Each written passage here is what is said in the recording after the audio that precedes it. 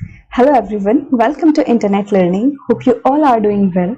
So today we are going to study chapter number 11 of class 6th history. So this is the last chapter of class 6th history and the chapter's name is Buildings, Paintings and Books. So first of all, if you haven't watched the earlier chapters, then please click on the I button. There you will find the playlist. And if you are new to the channel, then please subscribe it and don't forget to press the bell icon so that you never miss an update.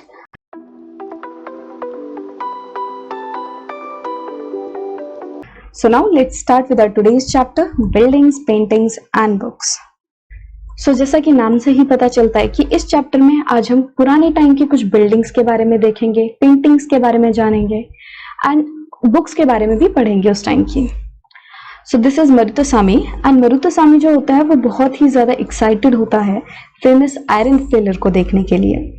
सो मरुतुसामी जो है वो wheel chair पे बैठा होता है and उसका brother उसकी wheel chair को धक्का लगा रहा होता है एंड ये लोग पूरे जर्नी में अलग अलग तरह के रास्तों से होते हुए आते हैं, जो डस्टी पाथ हो गए, स्टोनी पाथ, ठीक है.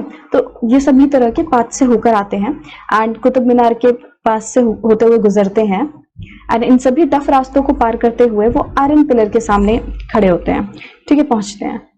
And it was an unforgettable experience. तो मरुतुसामी के लिए ये बहुत ही अनफॉरगेटेबल एक्सपीरियंस होता है, बहुत ही अच्छा एक्सपीरियंस होता है. अब आप सोच रहे होंगे कि इस आयरन पिलर में, एक लोहे के खंबे में ऐसा क्या स्पेशल है? Why Maruthusamy was so excited to see the iron pillar? तो चलो देखते हैं कि आयरन पिलर में ऐसा क्या स्पेशल था. Right, the iron pillar. तो ये जो आयरन पिलर है ये मेहरौली दिल्ली में स्थित है एंड ये हमारे इंडियन क्राफ्ट पर्सन्स की स्किल्स का एक बहुत ही अच्छा एग्जाम्पल है.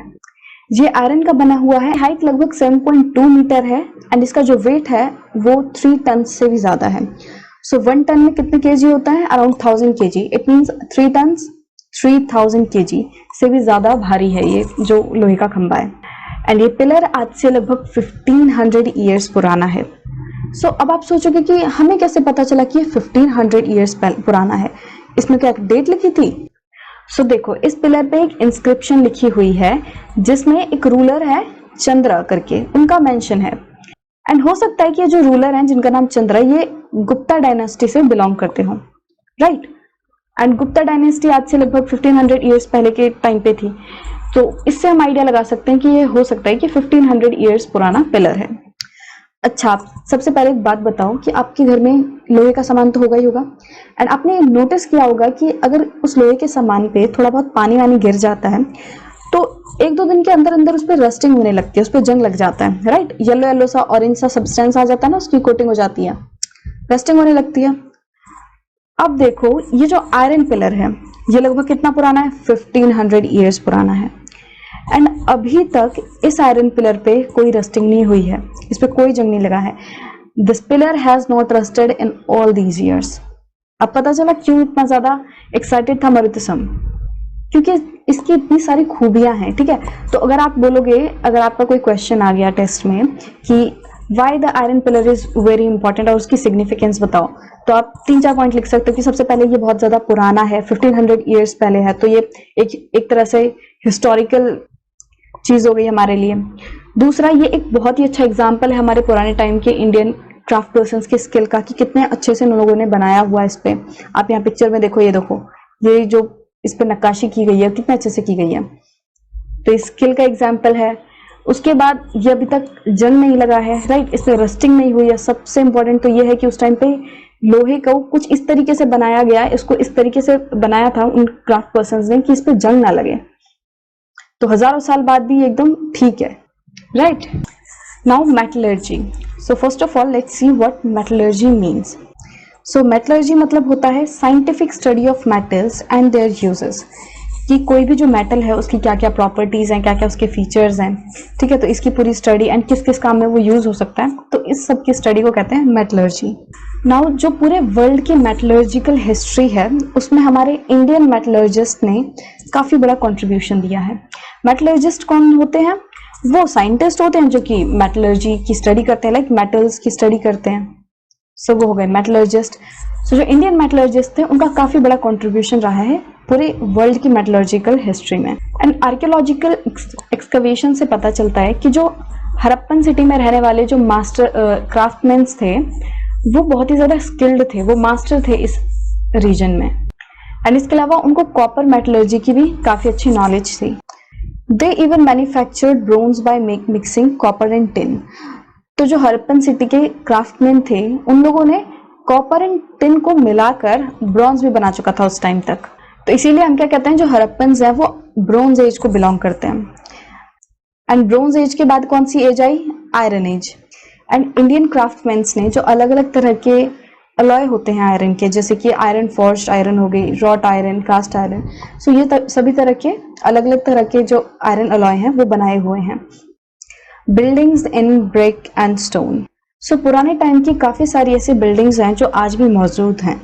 एंड वो बिल्डिंग्स भी काफी अच्छे एग्जाम्पल्स हैं हमारे पुराने टाइम के जो इंडियन क्राफ्टमैन थे उनकी स्किल्स को काफी अच्छे से दर्शाती हैं वो बिल्डिंग्स।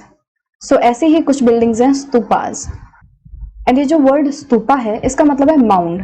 माउंड मतलब कि किसी चीज का ढेर, मिट्टी पत्थर या ऐसे किसी चीज का ढेर। अब वैसे तो अलग अलग तरह के स्तूपास होते हैं, कुछ राउंड एंड टॉल होते हैं, कुछ बिग एंड स्मॉल होते हैं, बट इन सभी डिफरेंसेस के अलावा इन सभी में कुछ कॉमन फीचर्स भी होते हैं।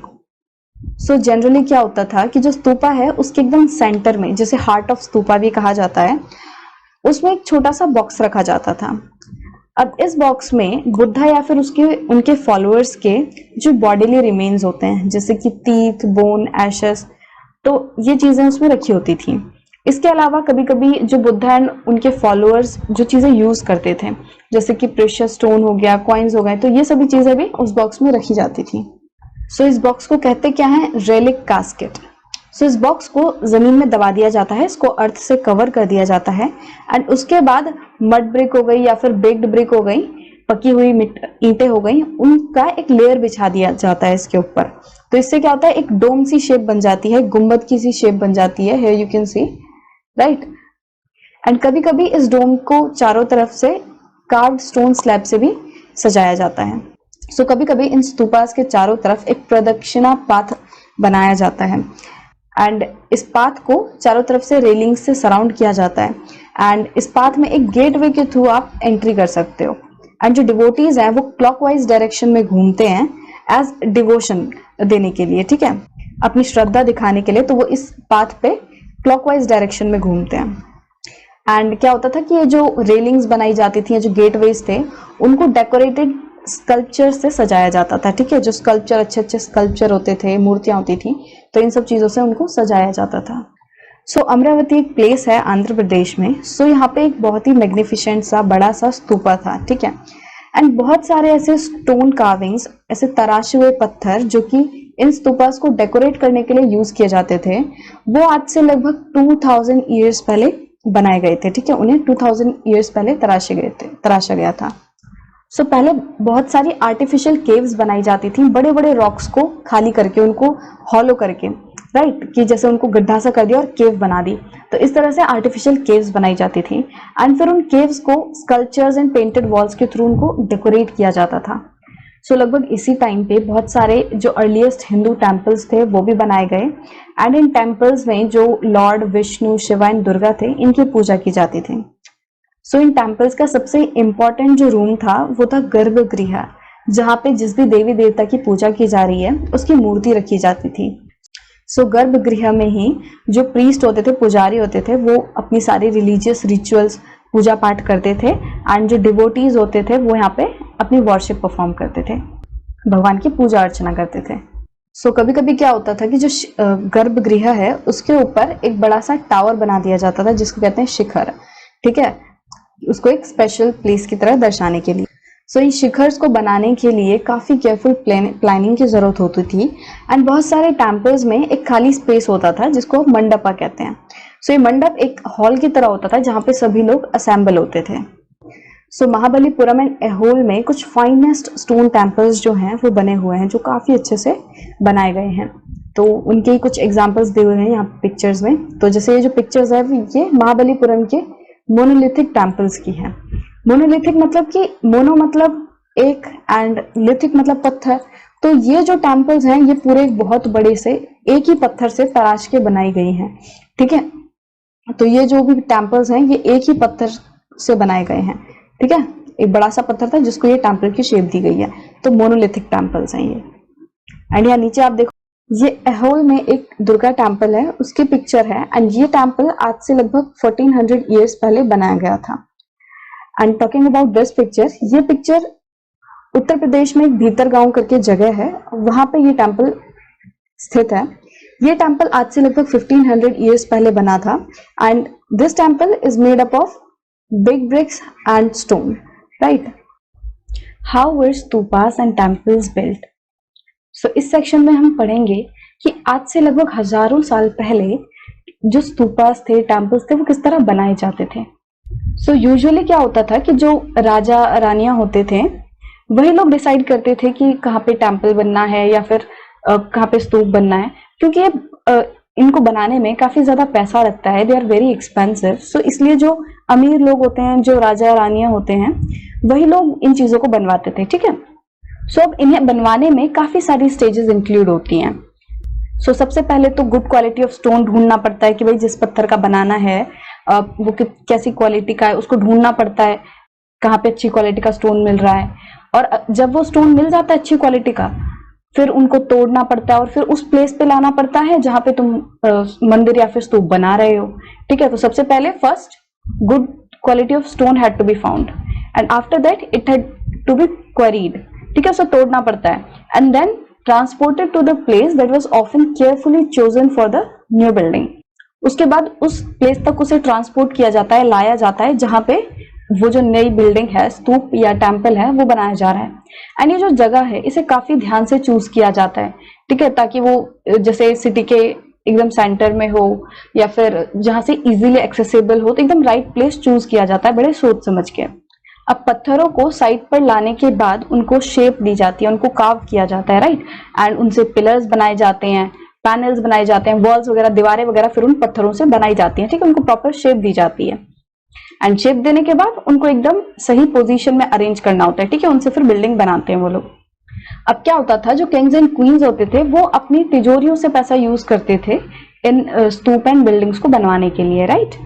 अब ऐसा नहीं था ये जो सारा पैसा है जो भी लगता था इन टेम्पल्स एंड स्तूप के लिए, वो सिर्फ और सिर्फ किंग एंड क्वीन ही देते थे, ऐसा नहीं था। बाकी लोग भी जो थे, जो डिवोटीज थे, वो पैसा लाते थे मंदिरों को बनवाने के लिए। तो क्या होता था, जब डिवोटीज वगैरह इन टेम्पल्स एंड स्तूप में दर्शन करने के लिए आते थे तो वो अपने साथ साथ कुछ गिफ्ट्स वगैरह भी लाते थे, फिर उन चीजों को यूज किया जाता था इन बिल्डिंग्स को डेकोरेट करने के लिए, सजाने के लिए। सो फॉर एन एग्जाम्पल, एक आइवरी वर्कर्स की एक एसोसिएशन थी, तो उसने सांची का एक गेटवे है, ठीक है, उसको बनवाने के लिए इस एसोसिएशन ने कंट्रीब्यूट किया था, ठीक है, पैसे दिए थे। एंड इसके अलावा काफी सारे जो मर्चेंट्स होते थे, व्यापारी, farmers, garland makers, perfumers, smiths and hundreds of man and women, ये सभी लोग कंट्रीब्यूट करते थे, ठीक है। ये लोग भी एज डिवोशन अपना पैसा वगैरह देते थे मंदिर की डेकोरेशन के लिए, उसको बनवाने के लिए। अब हमें कैसे पता चलता है कि भाई मर्चेंट्स ने कंट्रीब्यूट किया था, फार्मर्स, गार्लैंड मेकर्स, तो इन लोगों ने भी कंट्रीब्यूट किया था, क्योंकि इनकी दीवारों पर, जो ये बिल्डिंग्स हैं, इनकी दीवारों पर, पिलर्स पर, रेलिंग्स पर इन लोगों के नाम इंस्क्राइब्ड हो रखे हैं, राइट। सो इससे हमें पता चलता है कि किस किस तरह के लोगों ने इसमें कंट्रीब्यूट किया था। Now painting. सो आपने अजंता एलोरा की गुफाओं का नाम तो सुना ही होगा, राइट। सो अजंता में काफी सारी गुफाएं बनी हुई हैं। कैसे बनी हुई हैं? जो पहाड़ थे उनको काट काट कर उसमें गुफाएं बनाई गई हैं। एंड इनमें से जो ज्यादातर गुफाएं थी वो मोनेस्ट्रीज थी, जहां पे जो बुद्धिस्ट मॉन्क थे वो रहते थे। एंड इन गुफाओं को काफी सुंदर सुंदर पेंटिंग से डेकोरेट किया गया है, जैसे कि यहाँ पे कुछ एग्जांपल्स दे रखे हैं ये पेंटिंग के, राइट। ये देखो कितनी सुंदर से बनी हुई है ये पेंटिंग्स। अब देखो, जो गुफाएं होती हैं वो तो एकदम अंधेरी होती हैं, एकदम घनी काली होती हैं, उसमें कुछ अच्छे से दिखाई नहीं देता। एंड उस टाइम तक बल्ब वगैरह भी इन्वेंट नहीं हुए थे, तो ये जो पेंटिंग्स थी वो किस तरह बनाई होंगी लोगों ने? तो वो लोगों ने in the light of torches, मतलब जो मशाल वगैरह होती हैं उनकी रोशनी की हेल्प से इन पेंटिंग्स को बनाया होगा। सो ये पेंटिंग्स आज से लगभग 1500 ईयर्स पहले बनाई गई थी।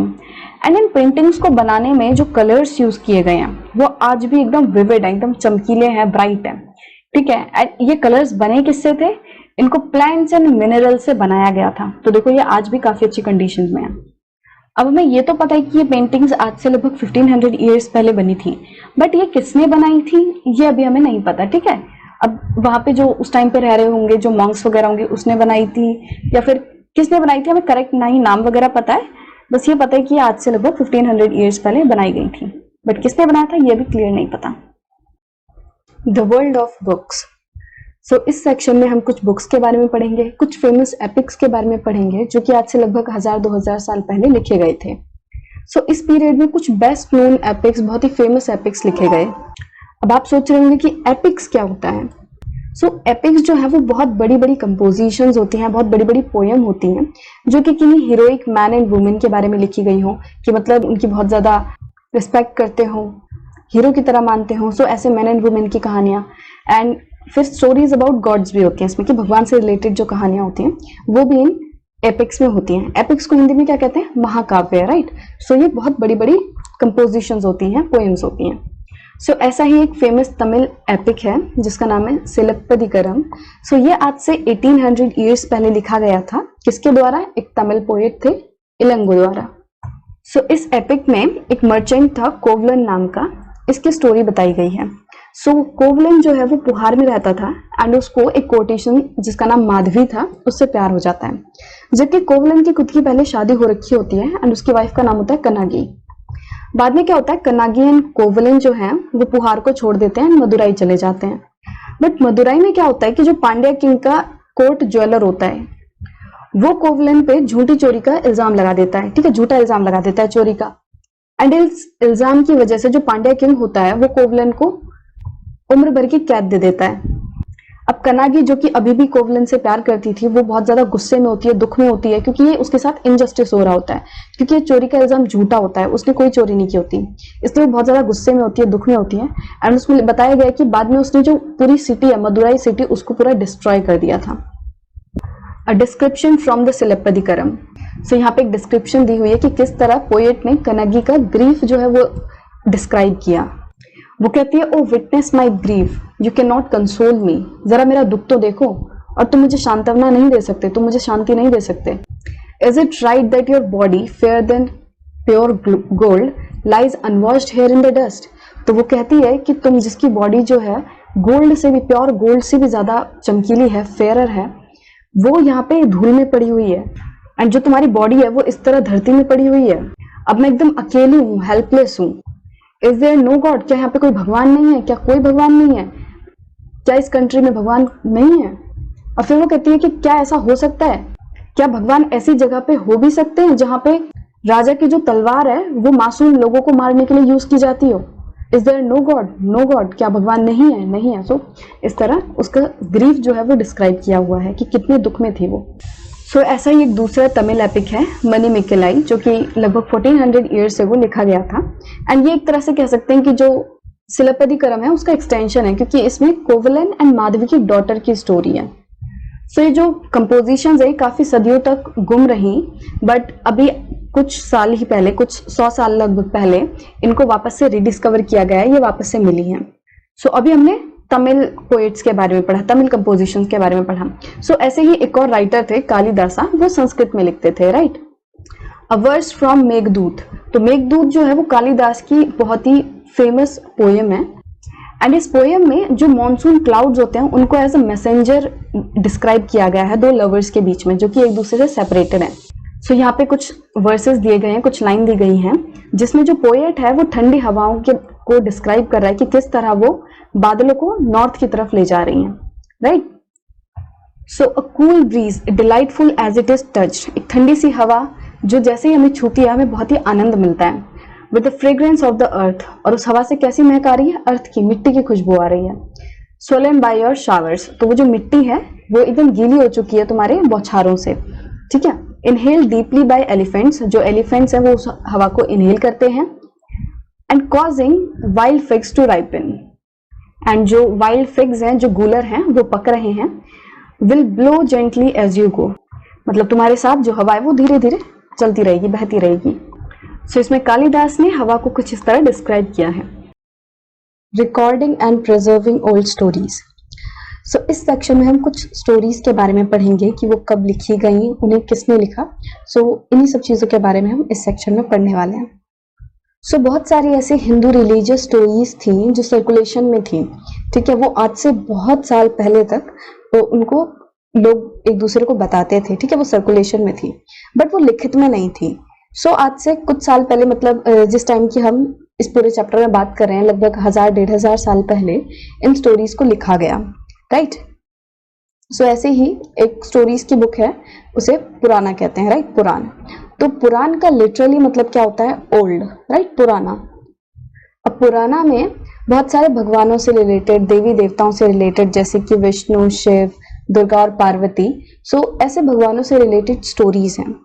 और इसके अलावा उसमें यह भी बताया गया है कि इन देवी देवताओं की पूजा किस तरह करनी है, ठीक है, क्या क्या स्टेप्स फॉलो करने हैं, ठीक है। एंड इस वर्ल्ड की क्रिएशन कैसे हुई, ये पूरे जो दुनिया है वो कैसे बनी, इसके बारे में भी लिखा हुआ है पुराणों में। एंड अबाउट द किंग्स, राजा महाराजाओं से रिलेटेड भी कहानियां पुराणों में मिलती हैं। इन पुराणों को सिंपल संस्कृत में लिखा गया, ठीक है। एंड इनको कोई भी सुन सकता था, कोई भी समझ सकता था, कोई भी पढ़ सकता था, राइट।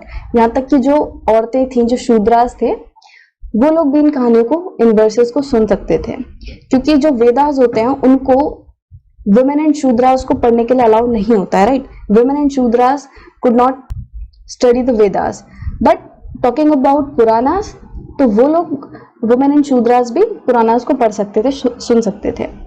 और क्या होता था, जो टेम्पल्स में, मंदिरों में जो पुजारी होते थे, वो इनको रिसाइट करते थे इन वर्सेस को, और जो बाकी लोग थे वो उनको सुनने आते थे। सो ऐसे ही दो बहुत बड़े संस्कृत एपिक्स हैं, महाभारत एंड रामायण। तो इसके बारे में तो हम सब ने सुना है, ये बहुत ही ज्यादा फेमस है। सो महाभारत जो है वो एक लड़ाई के बारे में है, एक बैटल के बारे में है, जो कि कौरव एंड पांडवास के बीच में हुई थी। एंड कौरव एंड पांडवास जो थे वो कजिन्स ही थे। अब ये लड़ाई लड़ी किस लिए जा रही थी? ये कुरु जो राज्य था, जिसकी कैपिटल हस्तिनापुर थी, तो इस पर कब्जा करने के लिए ये लड़ाई लड़ी जा रही थी, ठीक है। कुरुस पे कब्जा करने के लिए, कंट्रोल करने के लिए। अब वैसे तो ये स्टोरी बहुत पुरानी है, बट इसे आज से लगभग 1500 ईयर्स पहले लिखा गया, ठीक है। उससे पहले ये लिखित में नहीं थी। अब पुराण एंड महाभारत दोनों को ही किसने लिखा है? व्यास ने लिखा है। एंड भगवत गीता, जिसके बारे में हमने चैप्टर 9 में भी पढ़ा था, जिसमें कृष्ण जी जो है वो अर्जुन को उपदेश देते हैं, तो जो भगवत गीता है वो भी महाभारत का एक पार्ट है, right. Now talking about Ramayana, it is a story about Ram, ठीक है। राम कौन थे? वो कौशल्य राज्य के प्रिंस थे, ठीक है। बट जैसा कि हम सबको पता है कि इनको 14 साल का वनवास पर भेज दिया गया था। He was sent into exile. Exile मतलब क्या होता है कि जब किसी को उसके देश से बाहर निकाल दिया जाता है, उसको बाहर रहने के लिए कहा जाता है।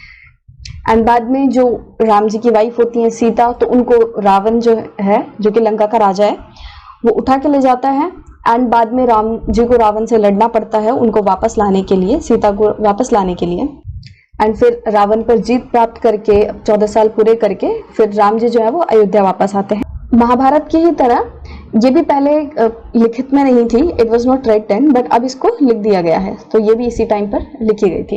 एंड ये माना जाता है कि ये वाल्मीकि ने लिखी थी, ठीक है। और किस लैंग्वेज में लिखी थी? संस्कृत में। Stories told by ordinary people. So पिछले सेक्शन में हमने काफी फेमस एपिक्स के बारे में पढ़ा, रामायण, महाभारत, एंड उनको किसने लिखा, वो कब लिखी गई थी, तो इन सब चीजों के बारे में देखा। बट ऐसा नहीं था कि सिर्फ कुछ फेमस पोएट्स जो होते थे वही स्टोरीज एंड पोएम्स को बनाते थे। कुछ ऑर्डिनरी लोग जो होते थे वो लोग भी स्टोरीज बनाते थे, वो लोग भी पोएम्स कंपोज करते थे, सॉन्ग कंपोज करते थे, गाते थे, डांस करते थे, ठीक है, एंड प्लेस को परफॉर्म करते थे। तो ये सारी चीजें ऑर्डिनरी लोग भी करते थे।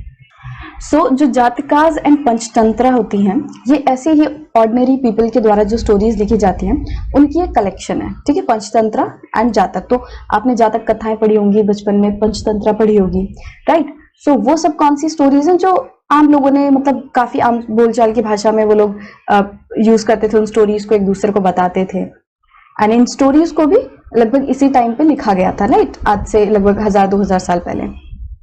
नाउ जातक कथाओं के जो सीन्स होते हैं कुछ, उनको जैसे कि स्तूपास की रेलिंग्स में कार्व्ड आउट किया हुआ है, उसमें उनके सीन्स दर्शाए हुए हैं। एंड अजंता में जो पेंटिंग्स हैं उनमें भी काफी सारी जातक कथाओं के सीन्स को दर्शाया हुआ है। सो ऐसे ही एक स्टोरी यहाँ नीचे सेक्शन में दी हुई है, the story of the monkey king. So क्या होता है, एक बार एक मंकी किंग होता है एंड वो हिमालयाज में गंगा के किनारे रहता है एंड उसके लगभग 80,000 फॉलोअर्स थे।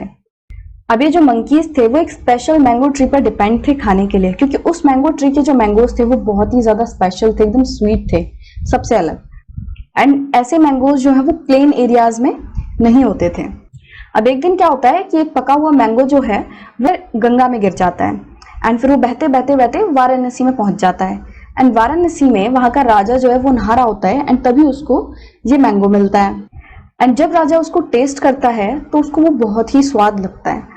फिर राजा अपने फॉरेस्टर्स को कहता है कि तुम मेरे लिए पेड़ ढूंढ के लाओ जिसका ये फ्रूट है, ठीक है, जिस पेड़ का ये आम है वो ढूंढ के लाओ।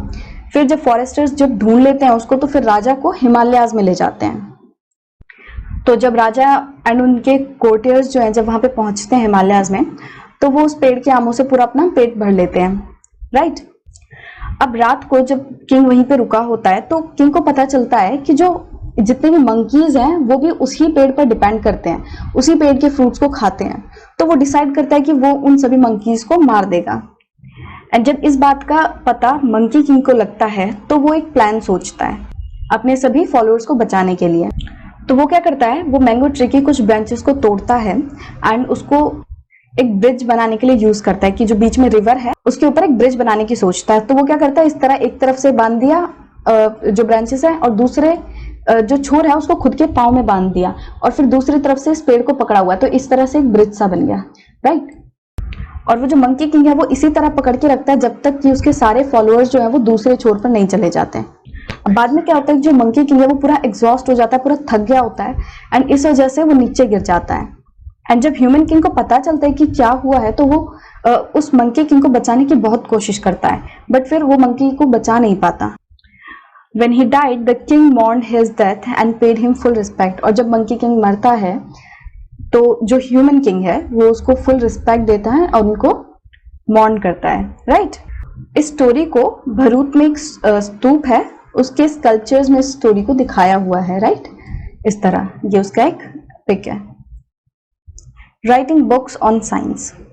सो लगभग इसी टाइम पे आर्यभट्टा ने, जो कि एक मैथमेटिशियन एंड एस्ट्रोनॉमर थे, उन्होंने एक बुक लिखी थी संस्कृत में जिसका नाम है आर्यभट्टियम। तो उन्होंने अपनी बुक में बताया था कि जो दिन और रात है वो धरती के घूमने की वजह से होता है। धरती जो अपनी एक्सिस पे घूमती है उसकी वजह से डे एंड नाइट होते हैं, और जबकि लगता ऐसे है कि जो सन है वो राइज हो रहा है एंड सेट हो रहा है, ऐसा लगता है, बट ऐसा नहीं है। सन जो है वो फिक्स्ड है और अर्थ घूमती है क्योंकि सन के चारों तरफ, उस वजह से दिन और रात होते हैं। एंड उन्होंने जो इक्लिप्सेस होते हैं, जो ग्रहण लगते हैं, उनकी भी साइंटिफिक एक्सप्लेनेशन दी हुई है। एंड उन्होंने सर्कल की जो सर्कमफ्रेंस होती है उसको निकालने के लिए भी एक फॉर्मूला बना लिया था, जो कि लगभग उसी फॉर्मूले जैसा है जो कि आज हम यूज करते हैं, राइट। आर्यभट्टा के अलावा वराहमिहिर, ब्रह्मगुप्ता एंड बख्शाचार्य भी काफी इंपॉर्टेंट मैथमेटिशियंस एंड एस्ट्रोनॉमर्स थे जिन्होंने काफी सारी डिस्कवरीज की थी।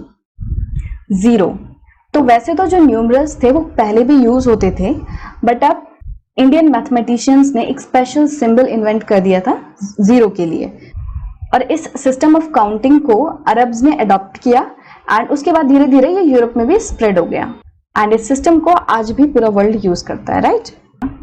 आयुर्वेदा। आयुर्वेदा जो है ये एक well known system of health science है, ठीक है। जो हेल्थ से रिलेटेड जो भी साइंस है उससे रिलेटेड एकदम पूरा वेल नोन सिस्टम है एंड ये एंशिएंट इंडिया में डेवलप्ड हुआ था, राइट। सो एंशिएंट इंडिया में जो दो फेमस प्रैक्टिशनर्स थे आयुर्वेदा के, वो थे चरका जो कि 1st एंड 2nd सेंचुरी में थे, एंड सुश्रुता जो कि 4th सेंचुरी सीई में थे। सो चरक ने एक बुक लिखी थी चरक संहिता, जो कि एक बहुत ही अच्छी बुक है मेडिसिन से रिलेटेड। सो सुश्रुता संहिता जो बुक है वो सुश्रुता ने लिखी थी, जिसमें उन्होंने सर्जिकल प्रोसीजर्स के बारे में काफी अच्छे से बताया हुआ है। Now let's talk about elsewhere. So papers जो है वो हम सभी की लाइफ का एक बहुत ही इंपॉर्टेंट पार्ट बन चुके हैं, राइट। हम जो बुक रीड करते हैं वो भी पेपर्स पे प्रिंटेड होती है, हम लिखने के लिए पेपर्स यूज करते हैं। तो कभी आपने सोचा ये जो पेपर्स हैं वो सबसे पहले किसने बनाए होंगे, किस तरह बनाए होंगे? नहीं सोचा? तो चलो कोई बात नहीं, तो इस सेक्शन में हम पेपर्स की थोड़ी सी हिस्ट्री देखेंगे।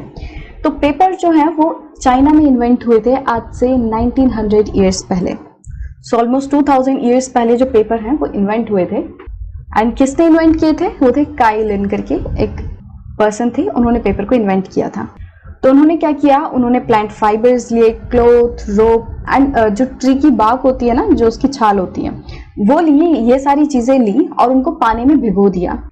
फिर उनको प्रेस किया अच्छे से, जब वो पूरे भीग गए, एकदम पेस्ट टाइप बन गया, उनको प्रेस किया अच्छे से, फिर पानी निकाला और सुखाने के लिए रख दिया। तो जिससे वो क्या, पेपर की फॉर्म बन गई। एंड आज भी जो लोग हैंडमेड पेपर बनाते हैं वो कुछ इसी तरह का प्रोसेस जो है वो फॉलो करते हैं। बट ये जो टेक्निक है पेपर बनाने की, ये काफी सेंचुरीज तक एक सीक्रेट बना रहा, मतलब कि किसी को बताया नहीं गया कि किस तरह बनाए जाते हैं। सो आज से लगभग 1400 ईयर्स पहले ये कोरिया में पहुंची ये टेक्निक, एंड धीरे धीरे ये जापान में फैल गई। एंड बगदाद में जो टेक्निक है वो लगभग 1800 ईयर्स पहले पहुंची थी। एंड बगदाद से ये यूरोप, अफ्रीका एंड जो दूसरे एशियन पार्ट्स हैं, हमारा सबकॉन्टिनेंट है, तो इन सभी प्लेसेस में वो फैल गई। So with this, we come to the end of our last chapter of class 6th history. I hope you enjoyed this chapter. If you do, please give it a thumbs up. And if you are new to the channel, please subscribe it and don't forget to press the bell icon so that you never miss an update. Share it with your friends.